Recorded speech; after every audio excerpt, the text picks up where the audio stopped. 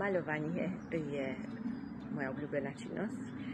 Zažívam v nej takú nakrátko inú realitu a je to taký spôsob iného vyjadrenia sa ako verbálneho.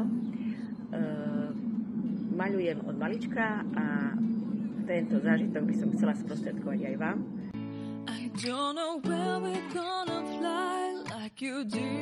Používajú sa na maľovanie farby na textil, lebo ja maľujem teraz len na textil, hlavne na trička. No a treba to vyskúšať. No tak toto je veľmi krásne tričko. A ako sa vlastne pripravuje, ako sa maľuje? Nápad vzniká vtedy, keď sa pozriem na tú veľkosť, tú farbu a ešte viac mi pomôže, keď viem, pre koho ide. Ak nie, tak maľujem tak, ako cítim a používam farby na textil. No, tie sú rozhodujúce, lebo inak by to tam nevydržalo, alebo bolo by to krátkodobá záležitosť. Tento náš zážitok, maľovania na trička, sa bude konať tu, u pani Zátky, v Rodňave.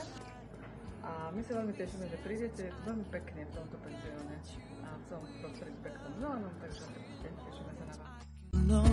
Can you stay and I will grow the hanging gardens of Babylon. Či nie, on mi povedal, že rob to, čo si vždycky chcela. A ja na ho pozriem, a to čo?